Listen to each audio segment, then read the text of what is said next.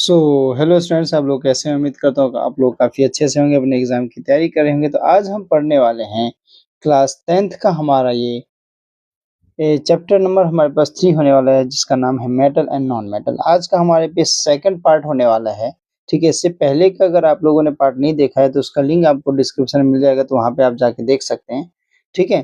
तो आप लोग चैनल पे हैं तो लाइक करें, सब्सक्राइब करें और अपने दोस्तों के साथ शेयर करें, ठीक है? तो ज़्यादा टाइम वेस्ट ना करते हम यहाँ पे आज स्टार्ट करते हैं 3.2 केमिकल प्रॉपर्टीज ऑफ मेटल्स। तो यहाँ पे हम केमिकल प्रॉपर्टीज ऑफ मेटल्स के बारे में बात करेंगे।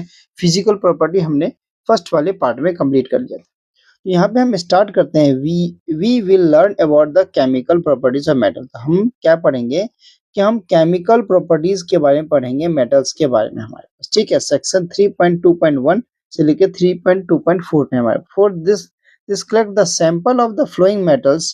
एल्युमिनियम हो गया, कॉपर हो गया, आयरन हो गया, लेड हो गया, मैग्नीशियम हो गया, जिंक हो गया, सोडियम हो गया। तो एल्युमिनियम में हमारे पास क्या आ गया? Al आ गया, कॉपर में Cu आ गया, आयरन में Fe आ गया हमारे पास, लेड में Pb आ गया, मैग्नीशियम में Mg आ गया हमारे पास, जिंक में Zn आ गया और सोडियम में Na आ गया हमारे पास। ये सारी चीजें हमारे पास बात होती है, ठीक है? इनके बारे में हम बात करेंगे, ठीक है? तो आगे बढ़ते हैं, ज़्यादा टाइम वेस्ट न करते हुए हम यहाँ पे। तो what happens when metals are burned in air. अब क्या होगा अगर किसी भी मेटल को अगर हम एयर के प्रेजेंस में जलाएं। तो जैसे हम अगर मैग्नीशियम रिबन की बात करें तो इसको हमने जलाया था एयर के प्रेजेंस में, तो क्या मिला था? MgO मिला था हमारे पास, मैग्नीशियम ऑक्साइड मिला था, ठीक है? इसके बाद आगे बढ़ें तो you have seen in activity 3.8 में हमने देखा जब मैग्नीशियम रिबन को हमने बर्न्स किया एयर के प्रेजेंस में तो व्हाइट कलर का डेजलिंग फ्लेम निकला था, ठीक है? ये हमने एक्सपेरिमेंट करवा दिया है। इसका हम ना एक काम करेंगे, लिंक आपको ना डिस्क्रिप्शन में डाल दिया हमने, तो वहाँ पे आप जाके देख सकते हैं, ठीक है? तो do all metals react with the same manner. हमारे पास ऐसे ही हमारे पास सारी चीज हो गया। अब मान लो सोडियम को अगर हम जलाएंगे ऑक्सीजन के प्रेजेंस में तो क्या होगा? हमारे पास सोडियम ऑक्साइड निकलेगा हमारे पास, Na2O हमारे पास होगा, ठीक है? ये चीज निकलेगा। वैसे हम आगे अगर बात करें तो जैसे हमारे पास 3.2 3.9 एक्टिविटी आ गया। For the flowing activity needs the teacher assistant. ये टीचर के प्रेजेंस में ही आप लोगों को करना है। आंख पे हमारे पास, आंखों को, हाथ को एकदम सुरक्षित रख के हमारे पास, ठीक है? जो हमने बच्चों को करवा रखा है एक्सपेरिमेंट। तो hold any of the samples taken above with a pair of tongs and try burning over a flame. हमारे पास repeat with the other metal. एक मेटल को करने के बाद हमने दूसरे, यानी कि हमने अगर बताएं तो हमने मैग्नीशियम रिबन का भी करवा रखा है, सोडियम का भी करवा रखा है। तो दोनों का लिंक हमको आपको क्या करें, डिस्क्रिप्शन में हम डाल देंगे, ठीक है? तो वहाँ पे आप जाके देख सकते हैं। अब let us collect the product is from. हमने अब यहाँ पे बात करें तो let the products and the metal surface cool down and which metals burn easily. तो कौन से मेटल को हम इजली जलाएंगे? What flame colour did you observe when the metal burn. अब कौन सा फ्लेम निकलेगा अगर हम मेटल को जलाएंगे तो हमारे पास। How does the metal surface appears after burning. क्या कैसे हमारे पास अगर मेटल सरफेस अपीयर करेगा जलने के बाद। Arrange the metals in the decreasing order. अब अरेंज करना है हमारे पास मेटल को डिक्रीजिंग ऑर्डर में in their reactivity towards the oxygen में हमारे पास। अब ये सारे के सारे प्रोडक्ट हमारे पास सॉल्युबल होते हैं या नहीं होते वाटर में, ये भी चीज चेक करना है हमारे पास। तो यहाँ पे हम आते हैं तो देखते हैं हम क्या कि मेटल जो है ऑक्सीजन के साथ रिएक्ट करके मेटल ऑक्साइड बना रहे हैं। जैसे मैग्नीशियम का हमने देखा, मैग्नीशियम ऑक्सीजन के साथ रिएक्ट करके क्या बनाता है? मैग्नीशियम ऑक्साइड बनाता है हमारे पास, ठीक है? तो वैसे हमारे पास कॉपर ऑक्सीजन के साथ जल के हमारे पास रिएक्ट करके क्या बनेगा? कॉपर ऑक्साइड बनेगा। एल्युमिनियम हमारे पास क्या बनेगा? एल्युमिनियम ऑक्साइड बनेगा, Al2O3। ये सारे हमारे पास क्वेश्चन हमें देखते हुए जाना है।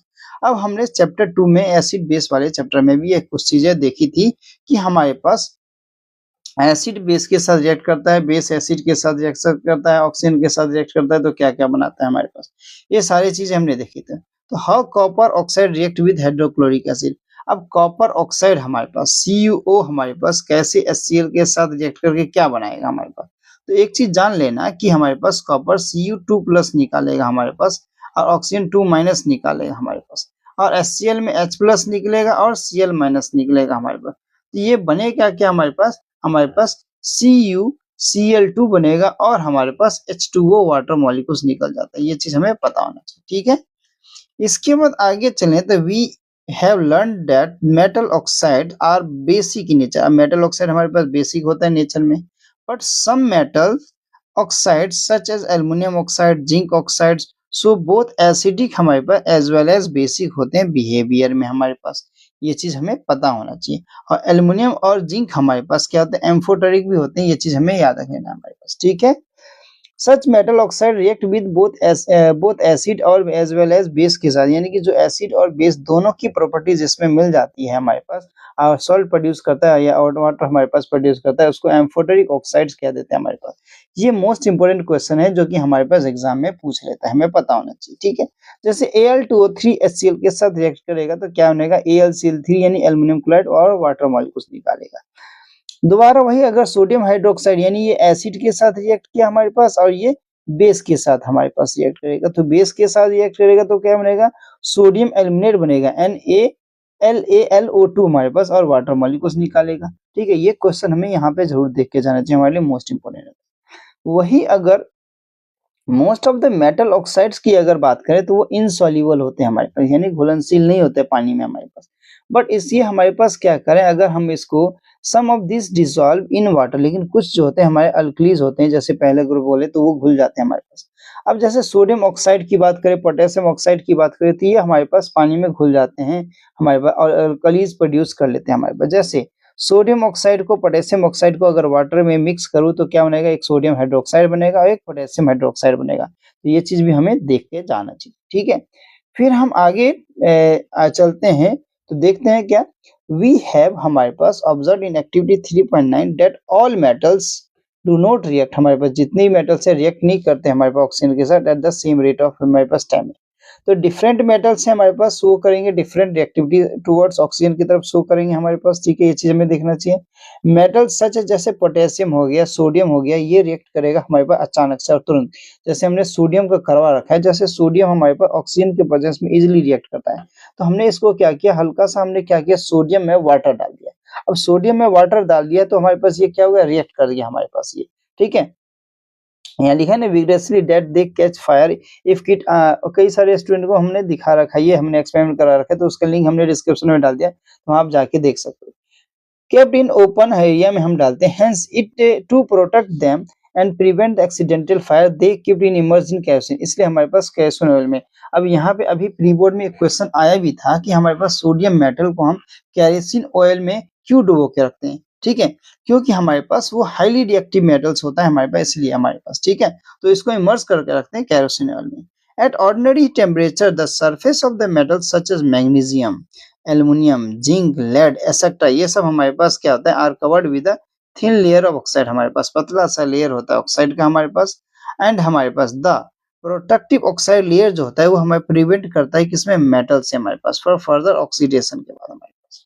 वही अगर आगे बात करें तो आयरन हमारे पास does not burn on heating but iron filings burn vigorously when the sprinkled in the flame of the burner, हमारे पास अगर हम आगे बात करें तो हमारे पास क्या होता है, आयरन की जो हमारे पास फीलिंग होती है, आयरन की हमारे पास पत्ता पला सा छोटे छोटे सा चूरा जो होता है हमारे पास, does not burn on heating, ये हमारे पास हीट करने पे जलता नहीं है, लेकिन इसको स्प्रिंकल करेंगे तो बर्नर पे हमारे पास पट पट पट करके आवाज आती है हमारे पास, और ये मतलब जलता हुआ तो नहीं, लेकिन ऐसे में दिखेगा कि चिंगारी टाइप का।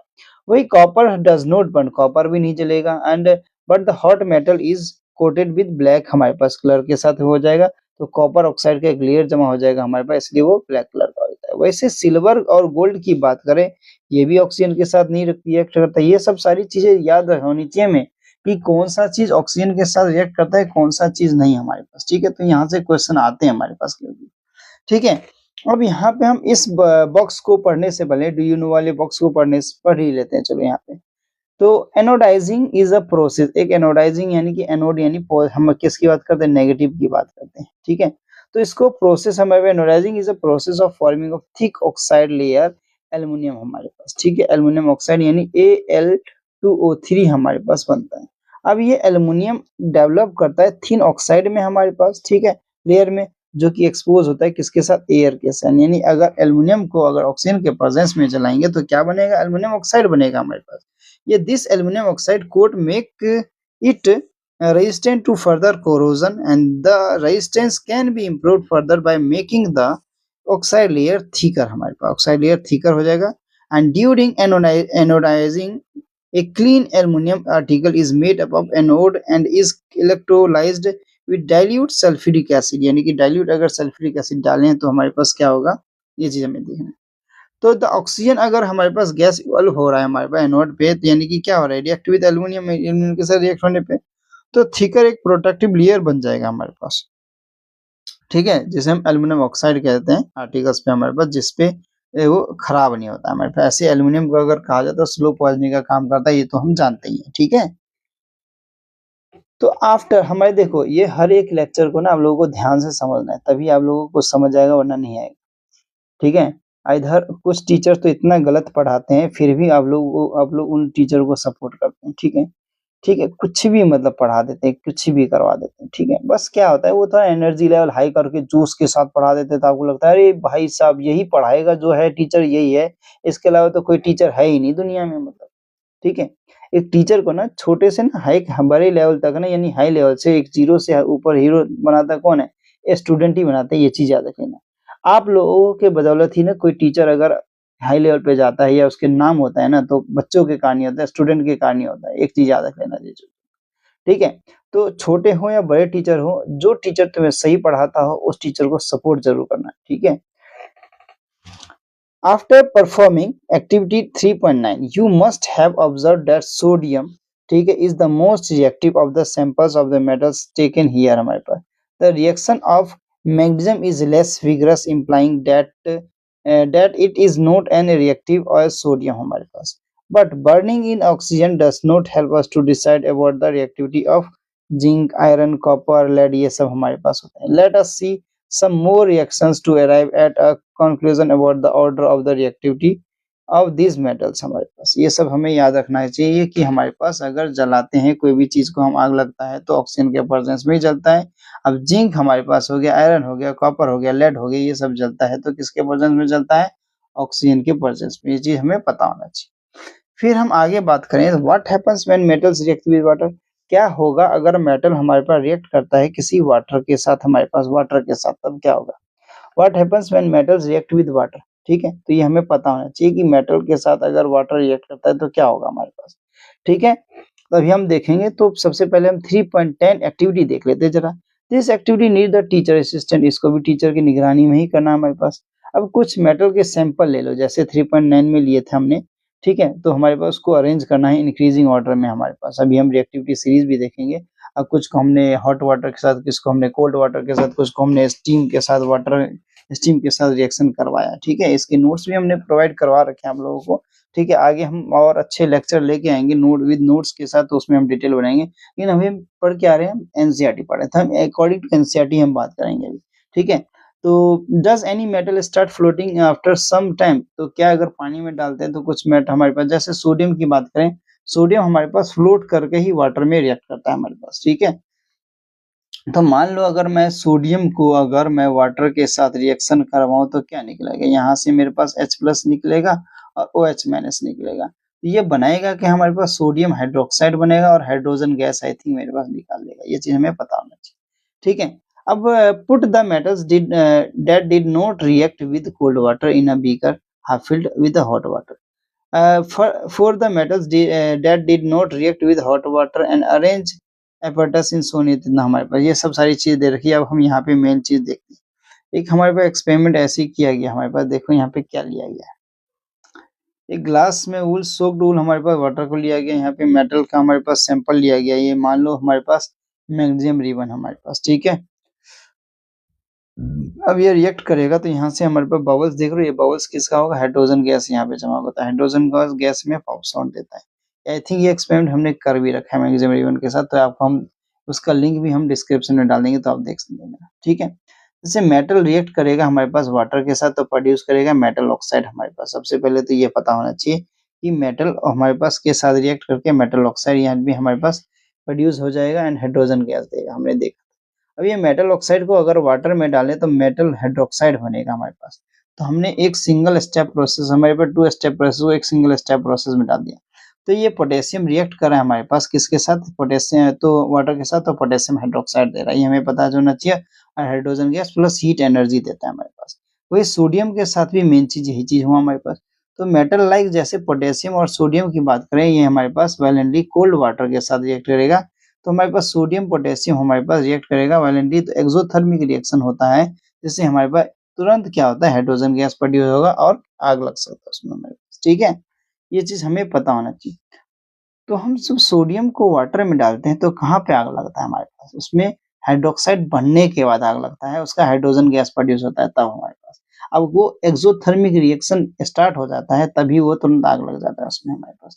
ये चीज हमें पता होना चाहिए। वही अगर हम कैल्शियम को वाटर के साथ रिएक्ट करेंगे तो लेस वायलेंट होगा, बहुत ही हमारे पास कम, मतलब आग वाग तो कुछ लगना ही नहीं है हमारे पास। तो heat evolve is not sufficient for the hydrogen gas, इतना हाइड्रोजन गैस निकलता ही नहीं उसमें कि जितने में आग लगा सके।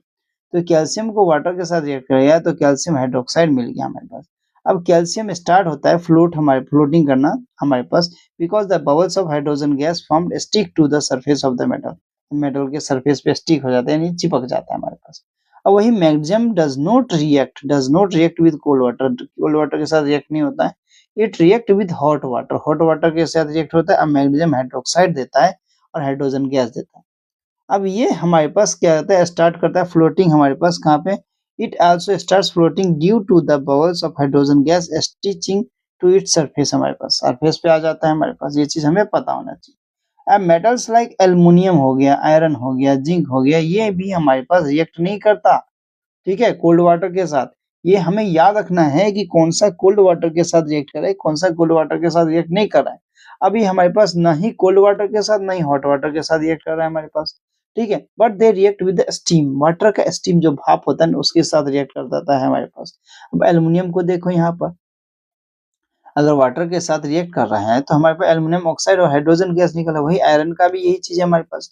अब जिनको बच्चों को मैंने नोट्स दे रखा है ना हमारा, जिन्होंने हमारे टेलीग्राम ग्रुप ज्वाइन रखा है या साइंस ग्रुप का, हमारा साइंस ग्रुप ज्वाइन कर रखा है व्हाट्सएप का, उस पे आप लोगों को ना ये चीज का नोट्स मिला होगा, तो उस पे ना प्रॉपर एक एक रिएक्शन लिखा हुआ है नोट्स में। अब हम एनसीईआरटी पढ़ रहे हैं तो एनसीईआरटी में जितना हमें दे रखा है हम वही चीज अभी देखेंगे फिलहाल, ठीक है, हम ज्यादा इंक्रीज नहीं करेंगे क्योंकि लेक्चर हमारा एक्सटेंड हो जाएगा। क्योंकि अब मेटल सच लेड हो गया, कॉपर हो गया, सिल्वर हो गया, गोल्ड हो गया, ये भी रिएक्ट नहीं करते वाटर के साथ हमारे पास, एक चीज याद रखना। क्योंकि देखते हो कई सारे हमारे पास गोल्ड की बात करें, गोल्ड और सिल्वर की, तो ज्वेलरी पहनते हैं हम इसके, गोल्ड का या सिल्वर का कुछ चीज हम पहनते हैं गले में या लॉकेट वगैरह कुछ भी, तो देखते हो वाटर नहाते समय या कभी करते हैं हम तो नहाते समय रिएक्ट नहीं करता है, ठीक है, लेकिन आयरन वगैरह होता है ये सब हमारे पास रिएक्ट करता है, ये सब हमें पता होना चाहिए। फिर हम आगे बात करें तो what happens when metals react with, अब मेटल क्या होगा जब मेटल रिएक्ट करेगा एसिड के साथ हमारे पास। अब मेटल हमारे पास एसिड के साथ रिएक्ट करेगा तो क्या होगा, जैसे हम कोई भी एग्जांपल मेटल का ले लें, मान लो सोडियम हो गया हमारे पास, अगर ये HCl के साथ डाइल्यूट या हमारे पास कंसंट्रेट डाइल्यूट की हम बात करते हैं, इसके साथ रिएक्ट करेगा तो क्या होगा हमारे पास, तो हमारे पास क्या बनेगा, NaCl बनाएगा और हमारे पास क्या देगा, हाइड्रोजन गैस निकाल के दे देगा, बस और क्या होगा हमारे पास। तो यही चीज है ऑलरेडी हमारे पास। तो मेटल रिएक्ट करेगा एसिड के साथ तो हमारे पास सॉल्ट देगा और हाइड्रोजन गैस देगा, यही चीज हमने देख लिया यहाँ पर अभी, ठीक है। फिर हम आगे बढ़ते हैं, यहाँ पे दे भी रखा है मेटल डाइल्यूट एसिड के साथ रिएक्ट करेगा तो सॉल्ट देगा, हाइड्रोजन गैस देगा हमारे पास। अब देखो यहाँ पे ना एक्टिविटी काफी ज्यादा लेके समझाया गया, तो हमारे पास यहाँ पे देख लेते हैं, collect all the metal samples except sodium, क्योंकि सोडियम हाईली रिएक्टिव होता है, पोटेशियम भी हमारे पास, तो बार बार हम इसको लेके ये नहीं कर सकते। अभी if the sample are tarnish the rub with the clean sand paper, do not sodium and potassium नहीं लेना है, हम अगर चाहे तो मैग्नीशियम ले सकते हैं हम चाहे तो, ठीक है। Put the sample separately in the test tube containing dilute hydrochloric acid and suspend thermometer in the test tube so their bubbles are dipped in acid। तो bubbles को हम ऐड करें, डिप करेंगे, डुबाएंगे एसिड में।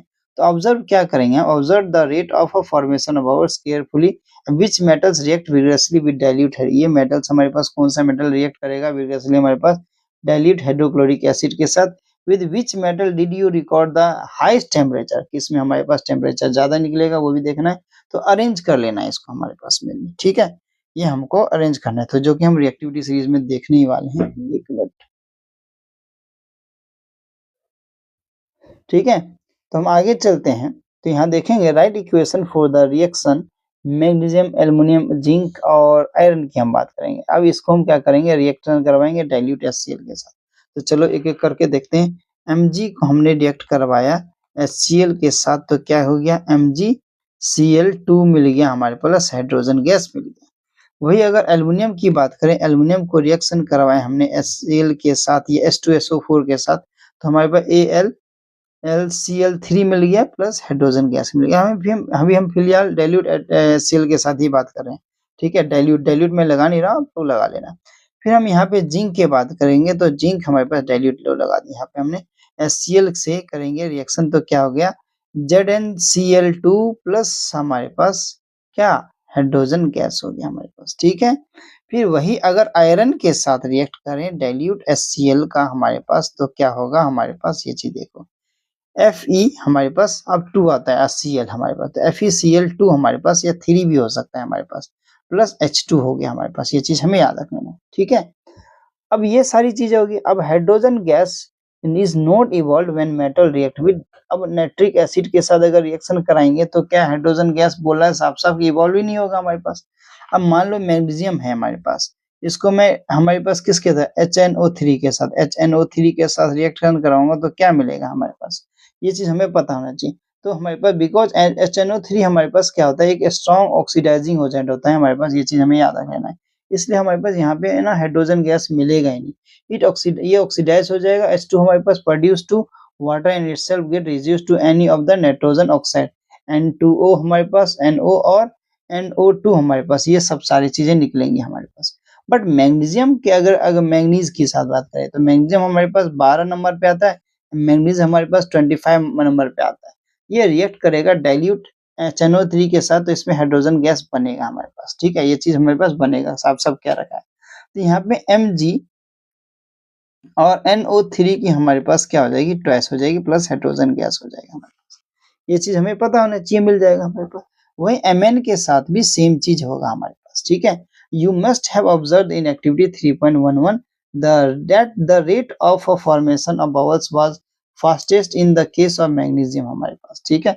तो हमारे पास सबसे ज्यादा तेज होगा हमारे पास, दे रखा है। तो reaction was the also the most exothermic reaction होगा, रिएक्टिविटी से डिक्रीज होगी हमारे पास। सबसे ज्यादा किसकी, मैग्नीशियम, फिर एल्युमिनियम, जिंक, आयरन की होगी। तो ये हमें याद रख लेना है हमारे पास, ये हमको याद रखना है, यहाँ से क्वेश्चन पूछ लेगा हमारे पास। In case in the case of copper no bubbles were seen and the temperature are also remained unchanged and this shows that copper does not react with dilute। अब कॉपर हमारे पास रिएक्ट नहीं करेगा किसके साथ, डाइल्यूट HCl के साथ। ये चीज भी हमें ध्यान रखनी है, ठीक है। हम आगे चले तो देखेंगे कि एक्वा रीजिया की बात करें, एक्वा रीजिया की बात करें। अब एक्वा रीजिया क्या होता है, रॉयल वाटर, ठीक है। अब रॉयल वाटर क्या होता है हमारे पास, जिसमें हम अगर बात करें हाइड्रोक्लोरिक एसिड और कंसंट्रेटेड नाइट्रिक एसिड की बात करें, अब हम HCl की बात करेंगे और हम HNO3 की हम बात करेंगे, तो इसका रेशियो 3:1 होता है हमारे पास, ठीक है। 3:1 होता है एक्वारिजियम हमारे पास। इट कैन डिजोल्व गोल्ड, ये गोल्ड को भी डिजोल्व कर देता है, even through their neither of this acids can do so alone. Aqua regia is highly corrosive and fuming liquid होता है। It is one of the few reagents that is able to dissolve gold and platinum। अब एक ऐसा इकलौता aqua हमारे पास liquid है, यानी reagents हैं जो कि गोल्ड को भी और प्लेटिनियम को भी हमारे पास क्या कर देता है, हमारे डिसॉल्व कर देता है उसके अंदर, ठीक है। तो ये हमें याद रख लेना, हमारे लिए यहाँ से इंपॉर्टेंट क्वेश्चन वगैरह भी आ जाते हैं कभी कल, तो देख लेनी चाहिए।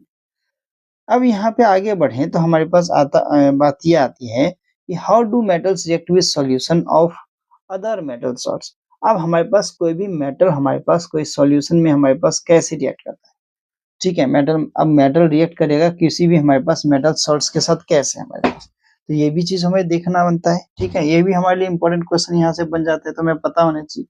तो टेक अ क्लीन वायर, एक वायर लेना है कॉपर का या हमारे आयरन नील का हमारे पास, ठीक है, लिया हमने। Put the copper wire in a solution और आयरन सल्फेट हमारे पास, तो आयरन का या आयरन नील में हमारे पास, तो ये हमारे पास कॉपर सल्फेट के साथ हमारे पास 20 मिनट तक हमारे पास छोड़ देना है, फिर हमें देखते हैं क्या मिलता है हमारे पास, ठीक है। तो in which test tube did you find the reactions has occurred, तो रिएक्शन में मिलेगा। तो on what basis can you say that a reaction has actually taken place, तो कैसे हमें मिलेगा वो चीज देखना है। Right a balance chemical equation for the reaction हमारे पास, तो बैलेंस केमिकल इक्वेशन हमें देख लेना है मेनली, ठीक है। तो कैसे होगा हमारे पास वो चीज। And reactive metals can डिस्प्लेट, reactive metal हमारे पास वो भी डिस्प्लेस करेंगे कैसे, अब देखो यहाँ पर ये जो एक्सपेरिमेंट है ना नील वाला, इस यहाँ से क्वेश्चन आते हैं, तो ये हमें देख लेना है इसमें। तो reactive metals can displace less reactive metals. अब क्या होता है, highly reactive metals less reactive metal को डिस्प्लेस कर देता है। ये हमने डिस्प्लेसमेंट रिएक्शन में पढ़ा था हमने, ठीक है, चैप्टर 1 में। तो reactive metals can displace less reactive metal from there compounds in the solution और मोल्टेन फॉर्म, ठीक है। ये तो सॉल्यूशन में या मोल्टेन फॉर्म में कर देगा। We have seen in the previous section that all metals not equally reactive. All में जितने भी मेटल्स हैं सारे के सारे बराबर रिएक्टिव नहीं होते हैं, लेकिन we check the reactivity of various metals with oxygen. तो हम चेक करेंगे कि अलग अलग हमारे पास मेटल्स को कि कौन सा रिएक्टिव है कौन सा नहीं, ऑक्सीजन के साथ, वाटर के साथ, एसिड के साथ। But all metals do not react with this reagent. तो जितने भी मेटल हो गए हमारे पास रिएक्ट नहीं करेंगे इस रिएजेंट्स के साथ हमारे पास। So we were not able to put all the metal samples we had collected in decreasing order of their reactivity. तो डिस्प्लेसमेंट रिएक्शन में हम बात करेंगे कि हम हमारे पास कौन सा मेटल हमारे पास पहले रिएक्ट करेगा, कौन सा बाद में रिएक्ट करेगा। तो इंक्रीजिंग डिक्रीजिंग ऑर्डर जो भी हम वो रिएक्टिविटी सीरीज में हम देखने वाले, ठीक है। अब ये हम डिस्प्लेसमेंट रिएक्शन हमने कहाँ देखा था, चैप्टर 1 में देखा था, सही बात है, हमने अभी बात भी कर लिया। तो मेटल ए जो हमारे पास मान लो रिएक्ट कर रहा है सॉल्यूशन बी के साथ, तो क्या निकाल के देगा, सॉल्ट ऑफ सॉल्यूशन ए देगा, मेटल हमारे पास बी देगा। उल्टा हो जाएगा, क्यों, डिस्प्लेस करा है। अब लेस रिएक्टिव वाले को हटाएगा और ज्यादा रिएक्टिव वाला उसके साथ जाके खुश लग जाएगा। जैसे मान लो हमारे पास कॉपर है, हमारे पास सॉरी जिंक है, कॉपर सल्फेट सॉल्यूशन है हमारे पास। तो इसके साथ हमारे पास जिंक सल्फेट बनेगा, ZnSO4 हमारे पास बनेगा, और प्लस हमारे पास कॉपर निकाले। तो ये हुआ ना, ये ज्यादा रिएक्टिव था हमारे पास कॉपर के मुकाबले, तो कॉपर को हटाया और जिंक जाके खुद लग गया हमारे पास। तो यही चीज तो हो रहा है यहाँ पर हमारे पास, ठीक है। अब हम रिएक्टिविटी सीरीज की बात करेंगे। The reactivity series is a list of metal arranged in order of their decreasing activities after performing displacement experiment. हमारे पास द फ्लोइंग सीरीज हमारे पास। अब देखो यहाँ पे सबसे ज्यादा रिएक्टिव हमारे पास क्या है, पोटेशियम, फिर सोडियम हमारे पास। सबसे कम रिएक्टिव गोल्ड है और सिल्वर, हमें याद रखना।